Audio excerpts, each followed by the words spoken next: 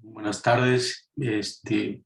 Si me ayudan con su cámara, todos para mirarnos, esperamos que vayan entrando los demás que faltan. Y mientras eso pasa, me da mucho gusto volver a saludarles después de un año, ¿verdad? Sí. Entonces, si me recuerdan de dónde son y su nombre y de dónde son, mientras llegan los demás, comenzando con Carmelo. Buenas tardes a todos. Yo soy el padre Carmelo Rosales Martínez de la Arquidiócesis de Toluca. Bien. Y Marta.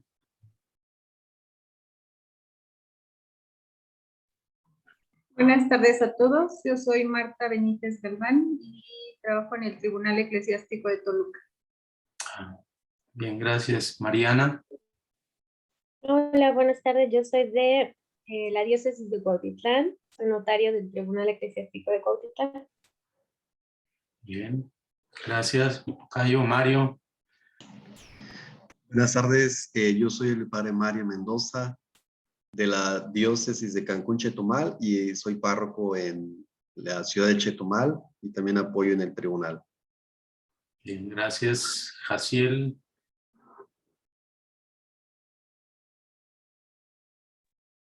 Gracias. Jaciel Casas, simple laico de la Arquidiócesis de Toluca. Bien, bueno, no se dice simple laico. A toda honra, dice. Bien. Miguel, Adolfo. Si puede encender su micrófono. Ok, ¿me escucha, padre? Ahora ya. Hola, soy Miguel Adolfo Vicente Mendoza, soy de la ciudad de Tuxtla Gutiérrez, Chiapas, abogado litigante, y ahora me encuentro por motivos de trabajo en la ciudad de Mérida, Yucatán. Mucho gusto. Bonita ciudad, sí. Así es. Imelda. Buenas tardes, padre. Mi nombre es Rea Ávila y soy notario del Tribunal Eclesiástico de la Diócesis de Toluca. Gracias. Bien, pues ya usted me conocen, soy el padre Mario Medina Balam, originario de la Arquidiócesis de Yucatán, y pues aquí estoy en la universidad como profesor desde hace 30 años. Y me tocó dar este módulo sobre la segunda parte del derecho matrimonial, que básicamente es la parte, diríamos, bueno, la primera parte fue la parte más doctrinal, teórica, que les dio el padre Rogelio Ayala, y esta sería la parte más, diríamos, más práctica, que quienes trabajan en un tribunal deben conocer bien. Este encuentro lo tenemos para, aparte de vernos las caras, también para comentar y resolver las dudas y comentarios que tengan sobre este módulo que terminamos hoy, sobre Derecho Matrimonial 2. Como les puse en la plataforma, son los 4 grandes temas. El tema del consentimiento matrimonial, que es así como es el elemento constitutivo del matrimonio, es lo que hace que haya matrimonio. Sí. Y de ese tema, pues viene lo que es la incapacidad para emitir un consentimiento matrimonial, que está en el canon 1095, y después los que llamamos vicios del consentimiento, unos que atañen más a la inteligencia y otros más a la voluntad. Y este tema lo tratamos el lunes y martes. Luego el tema 2 sobre los impedimentos matrimoniales, que son 12 impedimentos básicamente, que quienes están afectados por alguno de estos impedimentos se hacen inhábiles para contraer matrimonio. Pueden ser capaces de dar un consentimiento, pero por estar afectados por un impedimento son inhábiles jurídicamente. Y el tercer tema es la forma canónica del matrimonio, que es básicamente una formalidad pública para que ese consentimiento que hace el matrimonio se pueda emitir legítimamente. Y el cuarto y último tema, no menos importante, son los efectos del matrimonio, que son lo que se produce el vínculo matrimonial con todos los derechos y obligaciones de ambos cónyuges, más la figura de la legitimación de los hijos. Bien, entonces esos cuatro grandes temas conforman este módulo. Y revisando las tareas, pues sí, en general, pues muy bien comprendido los temas. En algunas veces se va por ahí alguna expresión a lo mejor imprecisa, pero en general muy bien la comprensión de los temas. Por eso, si les parece, si alguien así en general primero tiene alguna duda, enciende su micrófono y la plantea.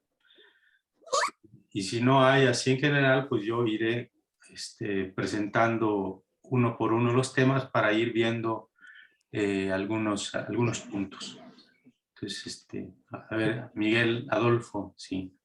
Sí, bueno, padre, nos instó a desarrollar un mapa conceptual acerca de la forma canónica del matrimonio. Ajá. Pero me quedó un poco de duda. Bueno, yo sé de que son conceptos muy similares acerca del matrimonio mixto y de los matrimonios dispares. Lo que yo tengo entendido, el matrimonio mixto es acerca de contrayentes que son de distinta religión. Por ejemplo, una persona de religión católica y una persona, así dice en su texto que usted nos plasmó, una persona con religión cristiana. Pero esa persona que tiene la religión cristiana distinta a nosotros que somos católicos, esa religión no la profesa. Mientras que los matrimonios dispares, ese ahí tal vez el punto que no me quedó muy claro. Yo lo plasmé así, en el mapa conceptual que nos instó a desarrollar. Yo le puse nada más en la prohibición legal de contraer matrimonio entre una parte católica por bautismo o conversión y otra parte no bautizada, pero esa parte no me quedó muy clara si estoy en lo correcto o tal vez tuve una equivocación al respecto acerca de la definición de un matrimonio dispar. Sí, muy bien. El matrimonio dispar es ese, ¿no? Es el matrimonio de una parte católica. La parte católica entendemos que se bautizó en la Iglesia Católica o se convirtió a la Iglesia Católica. Sí. Es decir, se bautizó en una iglesia o comunidad cristiana no católica y luego se pasó a la Iglesia Católica. Entonces, esta persona se casa con una persona no bautizada o que pertenece a una religión que no tienen bautismo o cuyo bautismo no vale, ¿no? Es el matrimonio dispar. Y por eso hay uno de los impedimentos dirimentes que es la disparidad de cultos. Exactamente, sí. En cambio, pero es lo que también ahí también me mixto, de la disparidad de cultos, que por eso como que no me había quedado muy en claro que era el matrimonio dispar. Bien.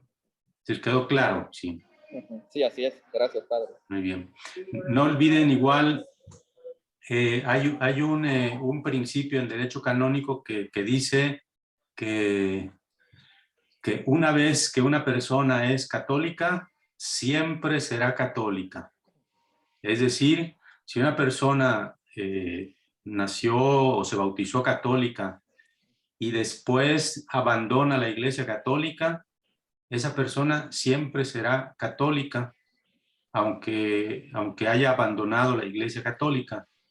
de tal manera que estas normas del derecho canónico les obliga, aunque haya abandonado la Iglesia Católica. Porque para las normas de la Iglesia, una persona que es católica siempre lo será. Será una persona excomulgada porque abandonó la Iglesia Católica, será católica. ¿Bien? Pero disculpe, entonces, padre, para una persona excomulgada podría ser un impedimento legal para la desvinculación del matrimonio. No, hay el canon 1071 establece que para que se case una persona que notoriamente ha abandonado la fe o que está excomulgada, para casarse se requiere que el sacerdote que va a asistir al matrimonio pida la licencia al ordinario para celebrar ese matrimonio. ¿Bien? Muchas gracias, padre. Muy bien. ¿Alguna otra duda así en general?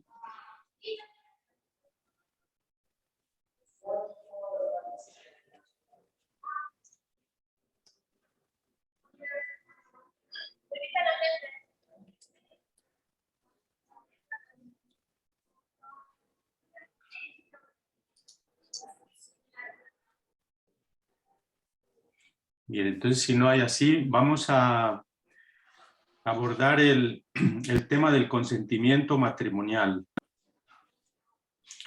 En este tema, que muy bien todos lo expresaron muy bien, el consentimiento matrimonial, el consentimiento matrimonial es como dice el canon 1057, párrafo 2, es el acto de la voluntad por el cual el varón y la mujer se entregan y aceptan mutuamente para constituir la alianza matrimonial de manera irrevocable. Entonces, para que se pueda, este consentimiento, que es todo un proceso que tiene que realizar la persona, un proceso psicológico, para que después pueda manifestar su voluntad, es un tema que tiene, diríamos, dos. Bien, aquí le pedimos que apague su micrófono. Bueno, ya todos. Para emitir el consentimiento matrimonial se requiere que la persona sea capaz de hacerlo, o sea, capaz naturalmente. Y para ello se requiere, pues, no solamente un uso de razón suficiente, sino la discreción de juicio, ¿verdad? Y por eso de ahí que les pedía que expresaran sus ideas sobre el canon 1095, que en los tribunales eclesiásticos es el canon, el coco, porque la mayor parte de las nulidades matrimoniales van por ese canon, y muchas veces los jueces no alcanzan a comprender estas causales, y no falta alguna sentencia que esté incorrecta por falta de comprensión de estas causales y su aplicación, por lo tanto, a los casos concretos. Entonces, este canon 1095 habla de la persona que es incapaz de emitir un consentimiento matrimonial. Por falta de suficiente uso de razón, en eso no hay problema, y ustedes mismos lo dijeron, que son muy raros los matrimonios nulos por esta causal, porque el suficiente uso de razón puede provenir de una condición permanente de las personas, ¿no? Por ejemplo, una persona que padece síndrome de Down con un coeficiente intelectual bajo. Pero también hay falta de uso de razón suficiente de manera temporal, como ha pasado alguna vez de alguna persona que se va a casar cuando comenzó a beber en la mañana y a la tarde ya está totalmente briago, ¿verdad? Y no es consciente de lo que pasa en la iglesia. Entonces, ese le falta el suficiente uso de razón, aunque se presume que su intención era casarse, pero el hecho de perder el conocimiento, entonces no sabemos si se emborrachó para no casarse o se emborrachó porque es adicto o se emborrachó porque se descuidó, no sabemos, ¿no? En cambio, cuando, por ejemplo, en la parte que se va a casar está, diríamos, medio briago, ¿verdad? No ha perdido el uso de razón, se aplica la norma de que su intención era casarse, aunque en ese momento no esté completamente, perfectamente sobrio, ¿verdad? Entonces no afecta a la validez del matrimonio. Pero sí cuando está totalmente briago y ha perdido el uso de razón por ello, ¿no? El Canon 1095.2, que habla sobre la incapacidad por el grave defecto de discreción de juicio. Entonces, cuando habla de grave defecto, se puede entender como grave falta. Ese defecto, esa palabra defecto, se puede enunciar como falta, grave falta de discreción de juicio. Aquí la discreción, como ustedes lo vieron, es la facultad práctica que tienen las personas para hacer el discernimiento debido. No solamente la capacidad para comprender teóricamente lo que es el matrimonio y sus fines y propiedades, obligaciones, derechos, sino para que eso que conocen teóricamente lo puedan discernir si se puede llevar a cabo con esta determinada persona y en este tiempo concreto, ¿no? En el hinc et nunc, es decir, aquí y ahora. Entonces, esta capacidad de discernimiento se requiere para que alguien pueda emitir un consentimiento válido. Y ojo, aquí se está hablando de quien tiene este grave defecto de discreción de juicio, se refiere a que la persona no es capaz de hacer un discernimiento. Porque en algunas causas de nulidad matrimonial a veces me he topado con sentencias que aplican esta causal solo por el hecho de que las personas no hicieron el discernimiento debido, no porque fueran incapaces de hacerlo, sino no lo hicieron porque pues no les dio la gana o porque se precipitaron o porque fueron imprudentes. Entonces hay que distinguir estas dos cosas, ¿no? Lo que el canon dice es que la persona sea incapaz de hacer el discernimiento. Porque hay personas que sí son capaces, pero simplemente no hicieron el discernimiento debido, ¿no? Entonces es el caso, por ejemplo, de dos personas que se conocieron y al poco tiempo deciden casarse, y entonces no se dan tiempo a sí mismos para hacer el discernimiento debido, no porque no fueran incapaces. ¿Sí me explico? Bien. Y en cambio el 1095.3 se refiere a la incapacidad de asumir las obligaciones esenciales del matrimonio por causas de naturaleza psíquica. Aquí hablamos de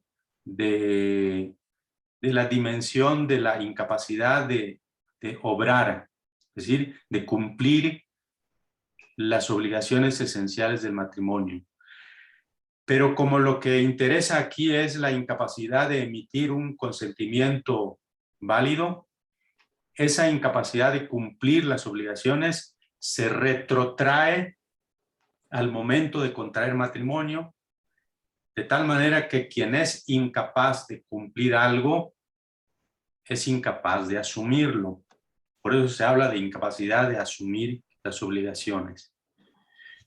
Es el caso de las personas que padecen alguna anomalía psíquica, que ellos tienen buena voluntad de decir, sí quiero casarme, ya soy capaz de hacer la discreción de juicio, pero no pueden, ¿verdad?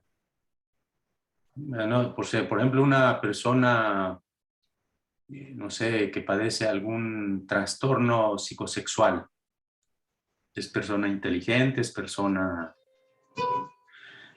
Pero es incapaz de, por ejemplo, de la fidelidad, porque solo ve, si es un hombre, solo ve una muchacha y se dispara, ¿no? O al revés, una muchacha que tenga este trastorno, solo ve a cualquier varón y igual.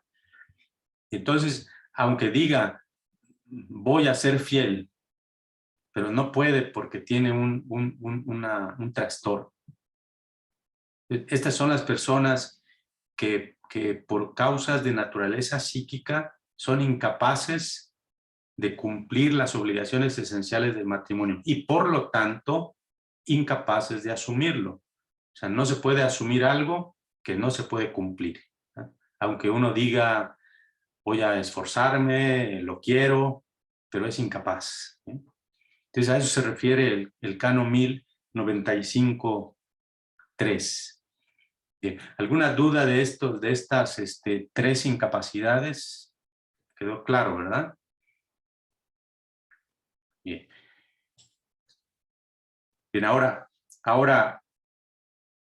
hay personas que son capaces de emitir un consentimiento válido, pero diferentes circunstancias les vician ese consentimiento, de tal manera que el consentimiento no es, diríamos, no es perfecto, porque está viciado, y el legislador aquí eclesiástico establece que si el consentimiento está viciado, el matrimonio también es inválido. O sea, no es inválido porque la persona sea incapaz de emitir un consentimiento, sino que es inválido porque el consentimiento nació viciado.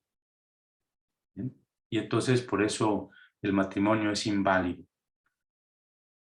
Y aquí ustedes hicieron muy bien la tarea de distinguir los vicios que se refieren a la inteligencia o al entendimiento y los vicios que afectan a la voluntad.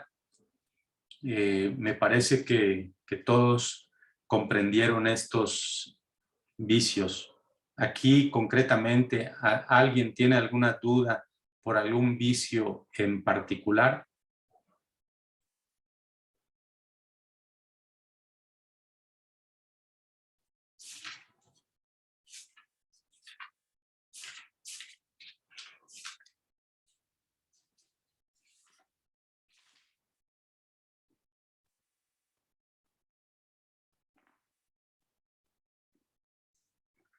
Todo comprendido.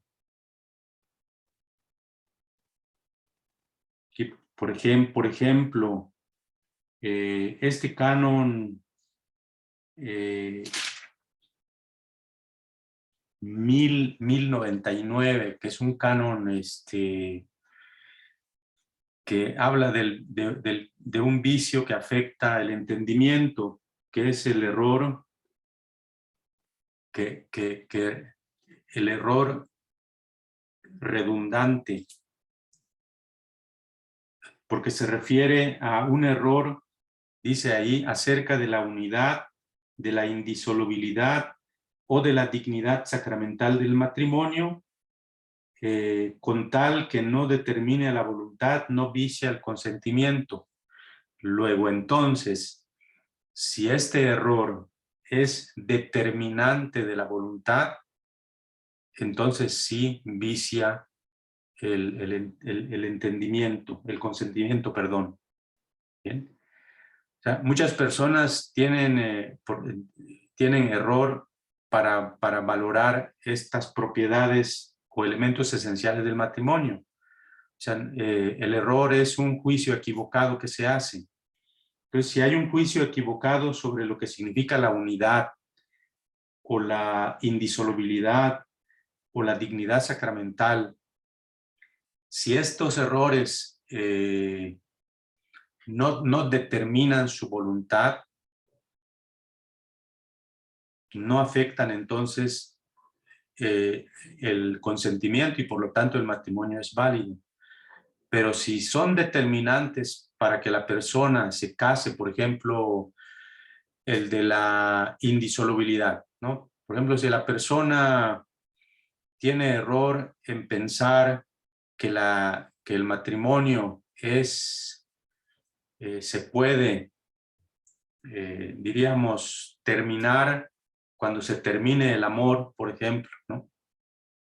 Y esa idea la tiene tan arraigada en su entendimiento y en su voluntad, sobre todo en su voluntad, aunque en la plática matrimonial le digan el matrimonio es para toda la vida.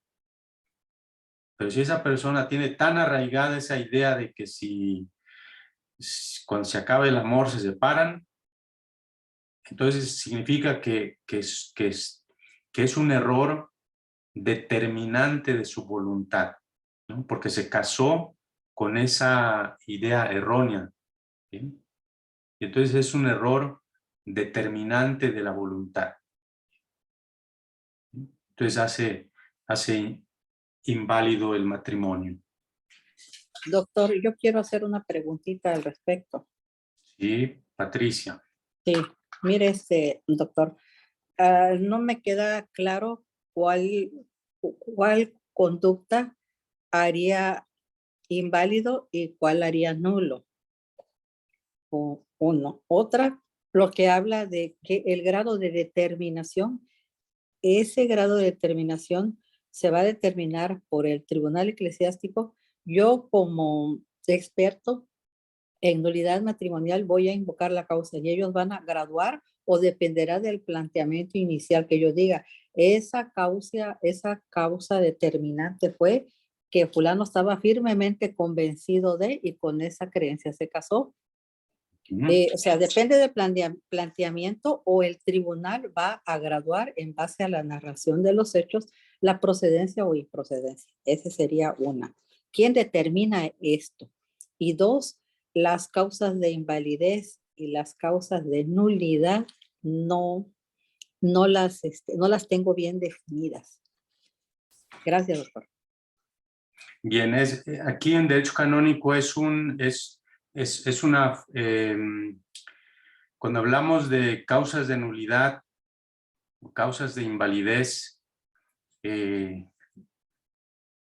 son conceptos, diríamos, análogos, porque el matrimonio que es inválido es nulo.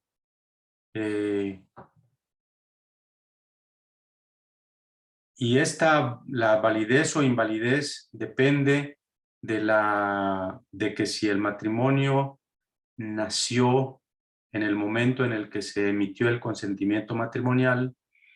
En cambio, cuando se habla de la nulidad, generalmente el tribunal, cuando emite una sentencia de nulidad, lo que está haciendo es declarar que el matrimonio fue nulo, inválido, desde el momento en que se contrajo el matrimonio. No es que el tribunal lo haga nulo o lo invalide, ¿verdad? Sin embargo, cuando se contrae matrimonio de buena voluntad, si el matrimonio nació válido, ese matrimonio siempre será válido. Pero si el matrimonio se celebró de buena voluntad por las dos partes, o por lo menos por una parte, y resulta que el matrimonio no fue válido porque faltó alguno de los elementos para validez, se llama ese matrimonio putativo, es decir, se presume que fue válido y se llama putativo. Y hasta que un tribunal eclesiástico declare que ese matrimonio realmente fue nulo o inválido, entonces ese matrimonio que se celebró de manera putativa porque se presumió válido, entonces ya se declara públicamente que fue inválido y nulo, ¿ya?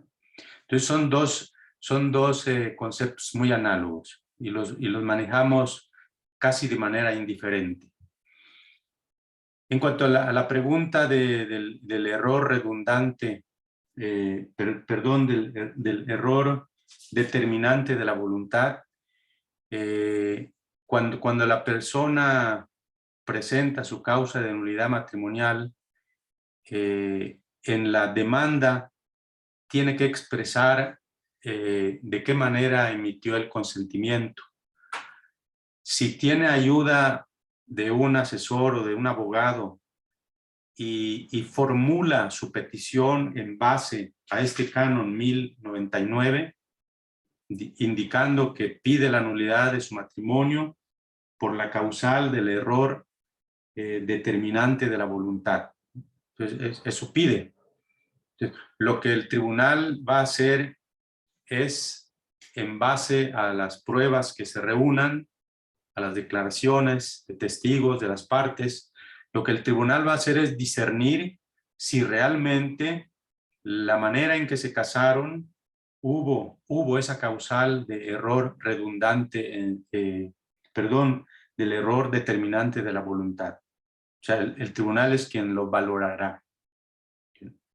En base a la comprensión del canon, aplicado a la situación concreta de la persona, tal y como lo presenta al tribunal. Entonces, no es que el tribunal tenga, diríamos, parámetros para decir si sí o no, sino que en base a lo que se pidió y en base a las pruebas, el tribunal aplicará el canon, porque el canon tiene una comprensión, digo, una interpretación, bueno, se debe hacer una interpretación correcta. No sé si respondí a su pregunta. Sí, doctor, muy claramente, muy amable. Bien, entonces, si gustan, si no hay alguna otra duda sobre los vicios del consentimiento, pasamos a los impedimentos matrimoniales dirimentes, el segundo tema. En este tema, revisando las tareas, me pareció que habían algunas confusiones.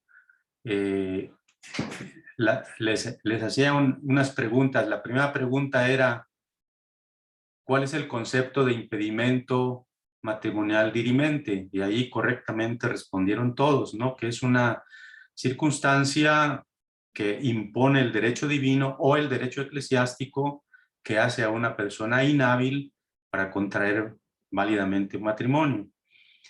Estas circunstancias pueden afectar a una persona en concreto o pueden afectar a una pareja. Por ejemplo, una persona impotente tiene un impedimento que afecta a esa persona. Pero si, por ejemplo, vamos a hablar del matrimonio dispar, en donde una de las personas es no bautizada, es el impedimento de disparidad de cultos. Ahí no podríamos decir que el impedimento le afecta a una o a otra persona, sino afecta a la pareja. ¿Bien? ¿Bien? Entonces, la segunda pregunta que les hacía era: ¿cuáles son los impedimentos dirimentes que no se pueden dispensar? Entonces, la respuesta es, son aquellos impedimentos de derecho divino o de derecho natural, ¿verdad? No habría necesidad de que me indicaran concretamente cuáles eran, y los que lo pusieron, muy bien, aunque los que lo pusieron, algunos se equivocaron, ¿verdad? Después, la otra pregunta, ¿cuáles son los impedimentos que sí pueden dispensarse? Entonces la respuesta era los impedimentos de derecho eclesiástico, esos sí se pueden dispensar. ¿Bien? Luego la siguiente pregunta, ¿cuáles son los impedimentos reservados a la Santa Sede? Pues la respuesta es, son aquellos impedimentos que solo la Santa Sede puede dispensar. Y ahí muy bien lo expresaron, ¿no? Que son el impedimento de orden, el impedimento de conyugicidio y el impedimento de voto público perpetuo en un instituto religioso de derecho pontificio, ¿verdad? Porque si es un voto de castidad en un instituto religioso de derecho diocesano, quien lo dispensa es el ordinario del lugar. ¿Bien? Y luego la última pregunta era, ¿cuáles son los impedimentos que puede dispensar el ordinario del lugar? Pues eran los que no están reservados a la Santa Sede, ¿verdad? Es así. Entonces, me parece que les compartí unas diapositivas sobre este tema, y ahí podían ver cuáles son de estos 12 impedimentos, los de derecho divino, natural, los reservados a la Santa Sede y los que no están reservados a la Santa Sede.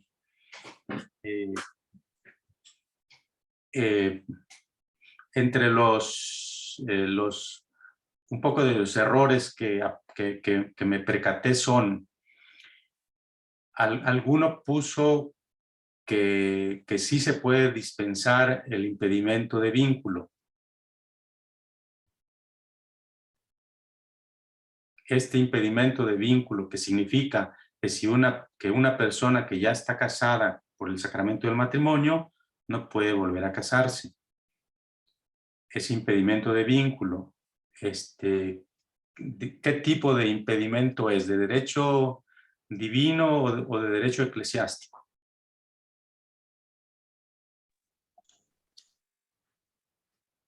Es de derecho divino, ¿no? Exactamente, ¿verdad? Es de derecho divino, incluso se encuentra en las Sagradas Escrituras. Por lo tanto, es un impedimento que no se puede dispensar, ¿verdad? Luego algunos igual, en cuanto al impedimento de parentesco, de consanguinidad y de afinidad, algunos igual creo que se confundieron un poco.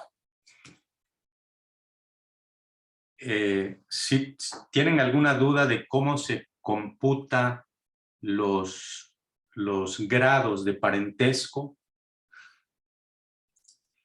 estamos hablando de parentesco de consanguinidad, que es el parentesco de sangre, que se puede dar en línea recta.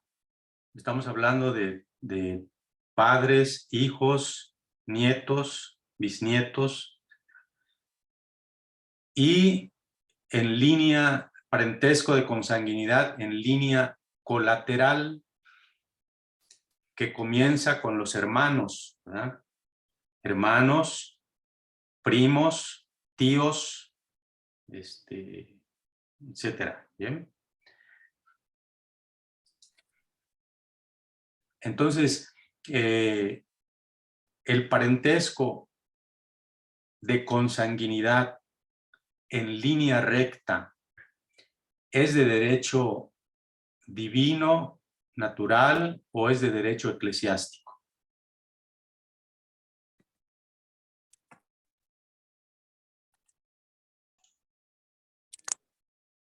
Natural. Exactamente, ¿verdad? De derecho natural, así tradicionalmente se ha considerado, por lo tanto, no se puede dispensar, ¿verdad? Pero si vamos al parentesco de afinidad en línea recta, estamos hablando del suegro con su nuera o con los hijos de la nuera, etcétera. En línea recta, ¿es de derecho natural o es de derecho eclesiástico?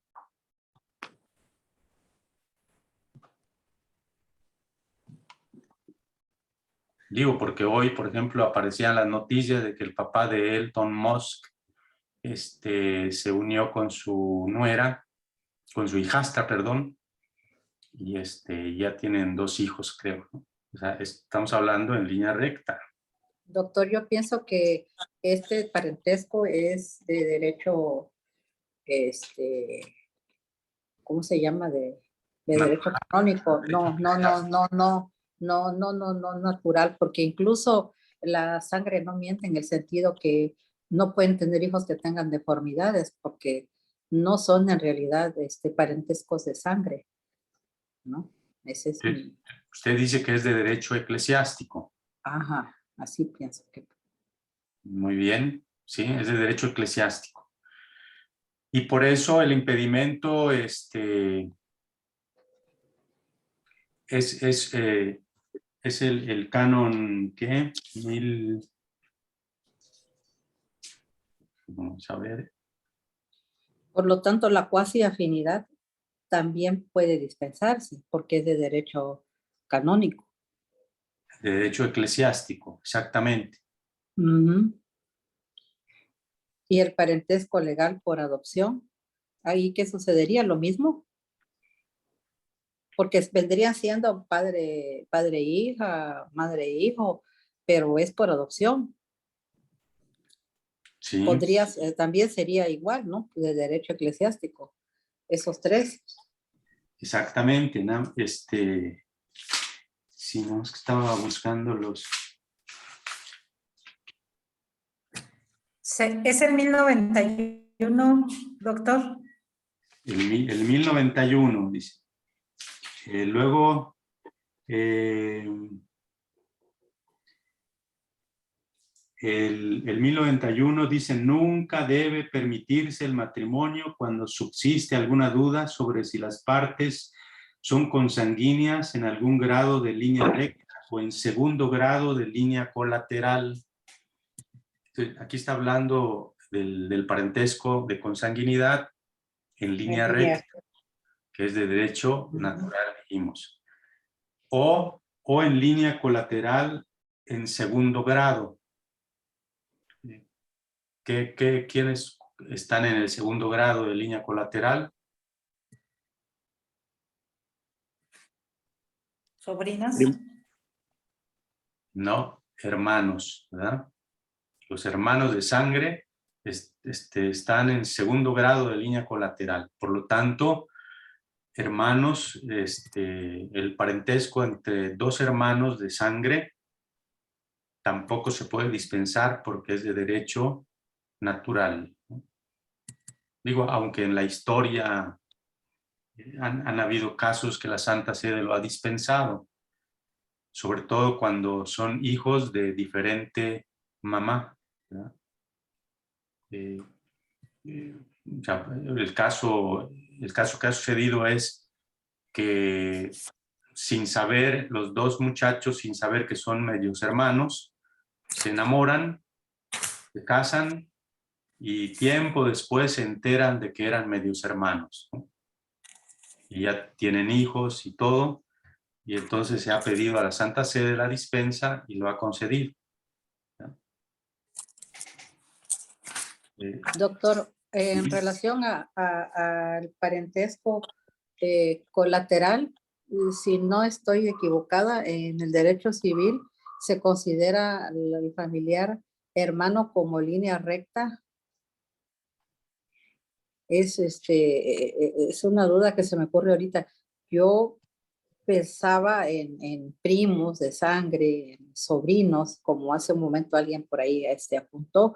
Me parece que para el derecho civil la línea recta es padres, hijos, hermanos, o estoy mal, ahí los abogados que están ahí también si no, no los hermanos, incluso en derecho civil también es en línea colateral, porque en línea recta es únicamente padres, hijos, nietos, bisnietos, etcétera. Ya, como decimos, ¿no? Ya en línea colateral, en línea horizontal, diríamos, ¿no? Primero son los hermanos, luego los hijos de los hermanos, que son tíos o primos, primeros, primos segundos, tíos segundos, etcétera. En línea colateral. ¿Bien? Entonces, en línea colateral, en segundo grado no se puede dispensar porque es de derecho natural entre hermanos, pero ya el tercer grado y cuarto grado, que es hasta ahí donde llega el impedimento, sí se podría dispensar porque es de derecho eclesiástico. En tercer grado estamos hablando de tío, sobrina, o de tía, sobrino, es de tercer grado. Primos, hermanos, es cuarto grado. Ya primos segundos ya es sexto grado, pero ya no hay impedimento allí. Hasta el cuarto grado llega el impedimento y como es de derecho eclesiástico, sí se puede dispensar. En cambio, en el parentesco de afinidad, dice la afinidad en línea recta dirime el matrimonio en cualquier grado. Quiere decir que en parentesco de afinidad solo en línea recta hay impedimento, es decir, el suegro con su nuera o los hijos de su nuera, pero como es de derecho eclesiástico, también se puede dispensar. El de pública honestidad dice que solamente dirime el matrimonio en el primer grado, en línea recta, entre varón y consanguíneas de la mujer y viceversa.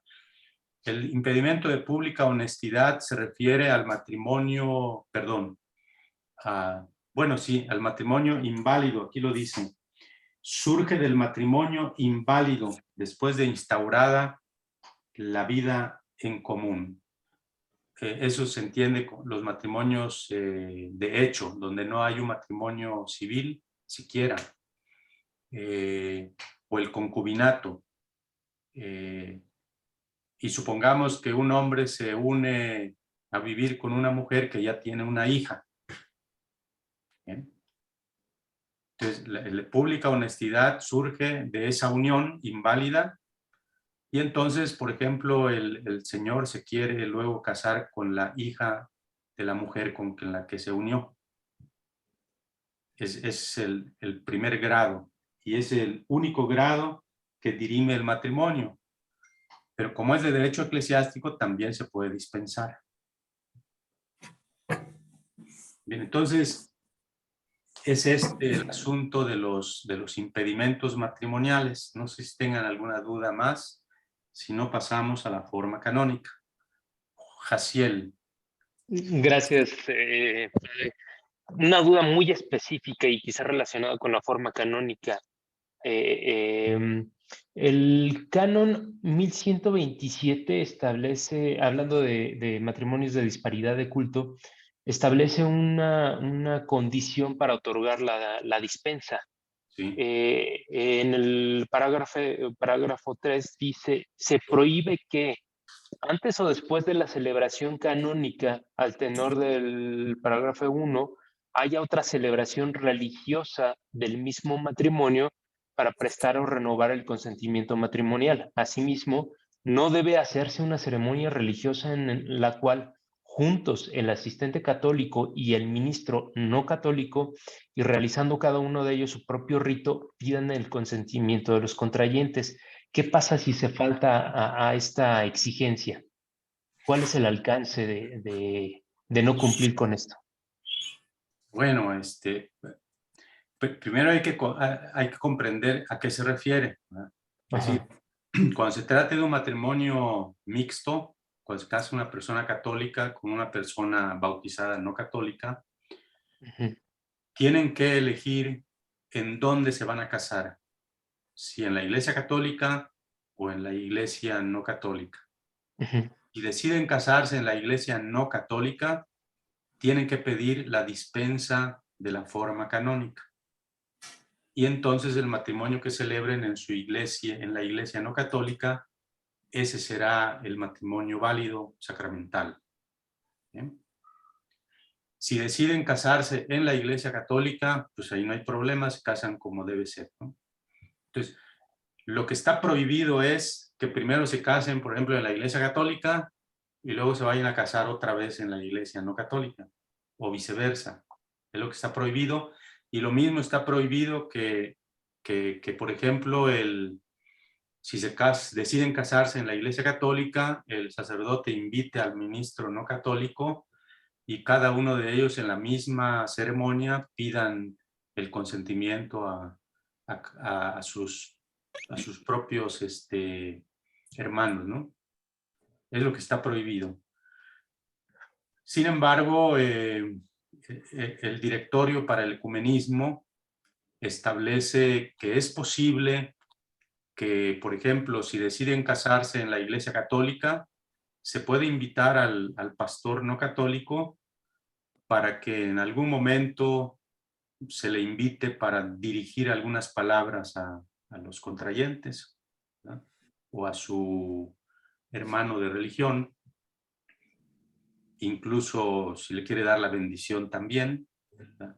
O sea, eso es posible, pero en un determinado momento se le invita para hacer ese acto. Y lo mismo, si deciden casarse en la iglesia no católica, también el sacerdote católico puede ser invitado para que en un momento determinado igual le dirija unas palabras a la parte católica y también le pueda dar la bendición. Eso es lo que...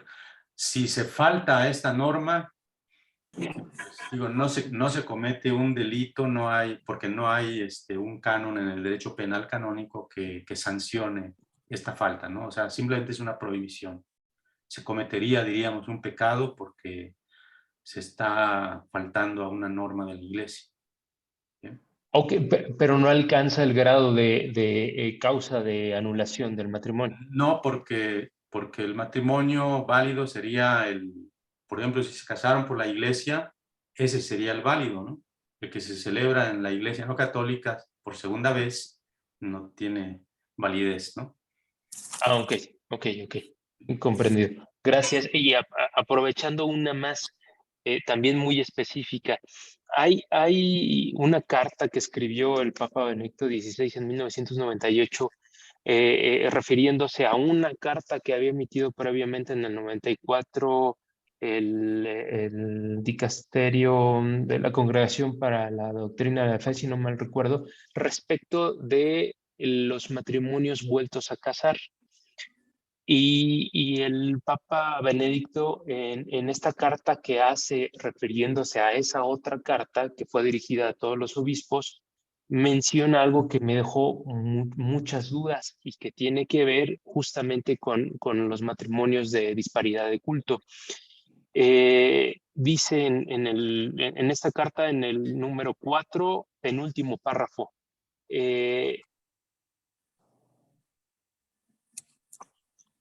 perdón. Último párrafo. Recientes estudios plantean la cuestión de si los cristianos no creyentes, bautizados que nunca han creído o que ya no creen en Dios, pueden verdaderamente contraer matrimonio sacramental. En otras palabras, debería aclararse si todo matrimonio entre bautizados es ipso facto sacramental. De hecho, el código mismo indica que solo, y esta es aquí la duda, el código mismo indica que solo el contrato matrimonial válido entre bautizados es a la vez sacramento. Comprendo que aquí hace referencia, bueno, excluye a un matrimonio con disparidad de culto, porque habría una parte católica bautizada y una parte católica, es decir, que no ha sido bautizada. ¿A qué se refiere con esto de que solamente el matrimonio válido entre bautizados es a la vez sacramento? Sí, se refiere a que lo que hace que un matrimonio sea sacramental son los dos sujetos que deben ser bautizados válidamente. Entonces, si por ejemplo se casan dos católicos, se entiende que son dos bautizados y su matrimonio es sacramental. Si se casa en un matrimonio mixto, un católico con una parte no católica, pero cuyo bautismo es válido, también es sacramento. Si se casa una persona católica con una persona no bautizada, pues no es sacramento. Sin embargo, fíjense, supongamos que hay un matrimonio de disparidad de cultos, se pide la dispensa del impedimento de disparidad de cultos y se casan por la iglesia. Entonces se casó la parte católica y la parte no bautizada con dispensa, ¿no? Se casaron por la iglesia. Ese matrimonio es un matrimonio válido, pero no es sacramento. Pero supongamos que tiempo después la parte que no estaba bautizada se convierte y se bautiza. Ese matrimonio que celebraron tiempo atrás automáticamente se convierte en sacramento. Cuando la parte no bautizada se bautiza. Y no necesitan volver a casarse. Es porque el sacramento del bautismo es la raíz que luego hace que un matrimonio sea sacramento o no, ¿verdad? A eso se refiere. Perfecto, muchas gracias. Gracias. Doctor, ¿quién es el ordinario del lugar? ¿Es el párroco? Y otra cosa, ¿la sede apostólica del episcopado es lo mismo que Santa Sede? Bueno, estos temas son de ABC en derecho canónico, ¿verdad? Que se vio, bueno, no lo vimos porque no, el diplomado no lo permite.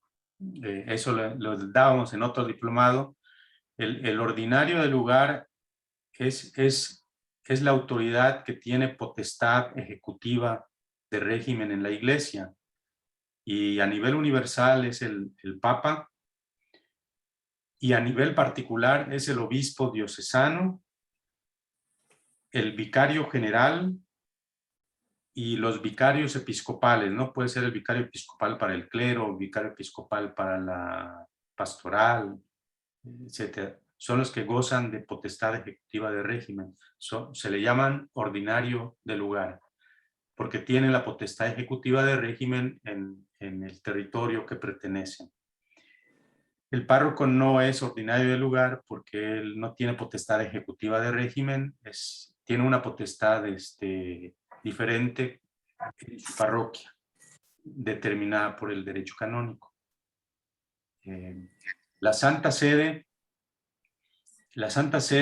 es un término que se aplica al romano pontífice o papa personalmente, o también la Santa Sede es la curia romana, que son los diferentes dicasterios que ayudan al gobierno central de la iglesia, que ayudan al papa. Esa es la Santa Sede. ¿Bien? Quedó respondida su pregunta. Sí, doctor. Muy bien. En referencia a los impedimentos que puede dispensar la Santa Sede, entonces donde dice obispos, no, sede apostólica del episcopado, es incorrecto. Es incorrecto. Bien. Se llama, bueno, el derecho lo maneja, le dice Santa Sede y en otras ocasiones le dice sede apostólica. Es lo mismo. Gracias. Muy bien. Cuando se trata de impedimentos que debe dispensar la Santa Sede, el dicasterio que lo hace es el dicasterio para el clero. Es la indicada para a quien hay que pedirle la dispensa de los impedimentos reservados a la Santa Sede. Bueno, excepto el de orden, bueno, sí, también el dicasterio para el clero. Muy bien, si no hay otra pregunta sobre los impedimentos, bueno, el trámite para pedir la dispensa de los impedimentos es siempre o debe ser el párroco que hace el trámite para el matrimonio, ¿no? Es quien debe ayudar a quienes se van a casar a tramitar estas dispensas. Bien.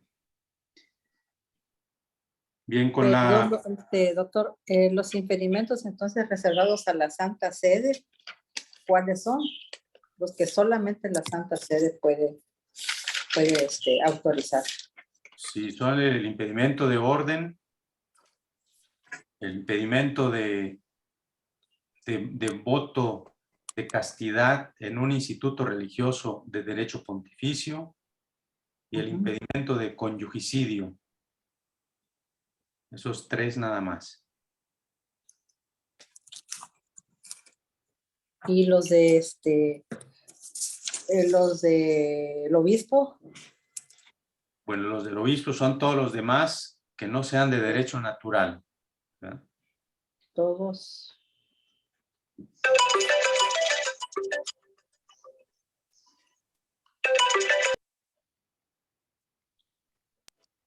Gracias.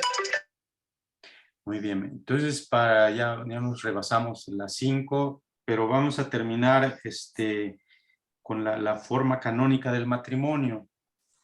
Viene aquí de este tema que básicamente es en el Concilio de Trento, con el decreto Tamezzi se llama,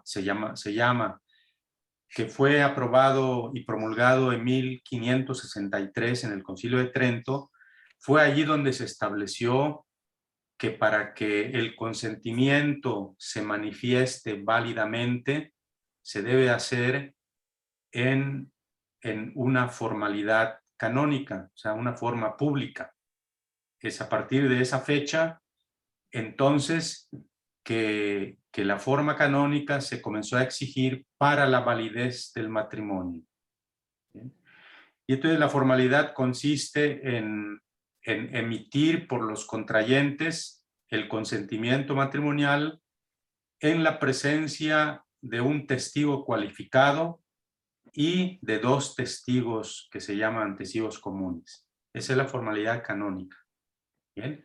El testigo cualificado es quien recibe en nombre de la Iglesia el consentimiento de los contrayentes, que pueden incluso estar presentes o enviar a un procurador para manifestar el consentimiento en nombre de una de las partes, con las debidas requisitos que pone el derecho, que están ahí en los cánones que ustedes habrán leído. ¿Bien? Entonces, la forma ordinaria pues es esta, ¿no? Cuando se manifiesta el consentimiento delante de un testigo cualificado y de 2 testigos comunes. Pero hay una forma extraordinaria que les ponía yo, que es el canon 1116, cuando no se puede acudir al testigo cualificado, sea por peligro de muerte, que ya se está muriendo uno de los que se quieren casar y no hay tiempo para acudir a quien puede asistir a su matrimonio, o también cuando hay una causa de necesidad en el que previendo que durante un mes no se podrá acceder al testigo cualificado. Entonces se pueden casar lícita y válidamente los contrayentes delante de 2 testigos nada más. Y ese matrimonio es sacramental y válido. Y después, cuando puedan, lo comunican al párroco para que asiente en los libros matrimoniales. ¿Bien? El testigo cualificado, como ven, es el párroco en donde se van a casar o el ordinario del lugar. Son ellos 2 los testigos cualificados por oficio, ¿verdad? y ellos mismos pueden delegar a otros, a sacerdotes, diáconos, y por delegación entonces se convierten en testigos cualificados. O también una figura que es la de la suplencia de la facultad, cuando el ministro que va a asistir al matrimonio no tiene la facultad, entonces la iglesia suple y en ese momento adquiere el testigo cualificado la facultad y puede asistir al matrimonio. En casos de error común o de duda positiva y probable. Entonces, esta es la formalidad pública del matrimonio. Y cuando se casan dos católicos, cuando se casa al menos un católico, se exige la forma canónica. Si en cambio es un matrimonio mixto o dispar, se puede pedir la dispensa de la forma canónica. Y si se van a casar dos católicos en peligro de muerte y el diácono o el sacerdote no tienen facultad, el derecho mismo a ellos les da la facultad de dispensar de la forma canónica y pueden también asistir a ese matrimonio en peligro de muerte, ¿verdad? Entonces el derecho le da muchas, diríamos, facilidades para que los fieles católicos puedan celebrar su matrimonio lícita y válidamente. Entonces, cuando se va a casar en cambio una parte católica de rito oriental con otra parte católica o no católica de rito oriental, perdón, con una parte de rito latino con una de rito oriental, para la validez de la forma canónica se requiere, para la validez del matrimonio se requiere que sea sacerdote. Porque para los matrimonios de rito oriental, un diácono no puede asistir al matrimonio. Tiene que ser sacerdote. Esa es la única diferencia con la iglesia latina. Bien. Entonces, básicamente, pues es el curso del derecho matrimonial 2. Lo de las causales de nulidad matrimonial van a profundizar en ello cuando vean la materia de jurisprudencia, que creo que les va a dar el padre Luis de Jesús, el decano. Entonces ahí van a profundizar en las incapacidades de asistir al matrimonio, de emitir un consentimiento matrimonial y los vicios del consentimiento. Ahí van a profundizar un poco más en ello, aplicándolo a la jurisprudencia matrimonial. Bien. Pues Padre, sí, Lupita. Padre, una pregunta. ¿Cuánto dura ese procedimiento ¿Cuánto dura en tiempo? ¿Qué de nulidad matrimonial dice? Sí. ¿Sí? Bueno, el derecho canónico establece que la primera instancia no debe durar más de 1 año y la segunda instancia no más de 6 meses. Sin embargo, las reformas de los procesos de nulidad hechas por el Papa Francisco en el año 2016, pues el Papa urge para que esos procesos sean lo más rápido posible. Por ejemplo, yo personalmente he terminado un caso en 1 mes, por ejemplo. Y también el Papa Francisco en su reforma estableció el proceso más breve, que es el obispo quien lo diríamos sentencia, ¿verdad? Y ese proceso más breve no debe durar, pues diríamos en promedio unos 2 meses, ¿no? En promedio.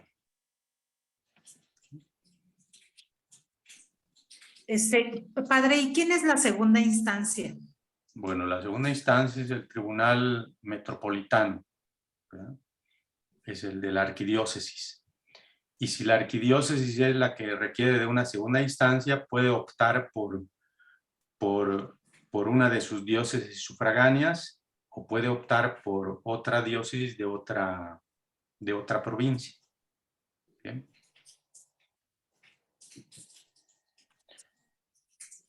Muy bien. Pues si no hay más, de mi parte, pues me dio mucho gusto estar con ustedes y ya tienen ahí un correo electrónico por si tienen alguna duda, no solamente ahora, sino en el futuro. Bien. Pues yo me despido. Gracias, Padre. Sí. Nos dé su bendición de una vez para el examen y no tengamos un espantoso 0. No, es un examen sencillo. Bien. Gracias, padre. Muy bien. Gracias. Estén bien todos.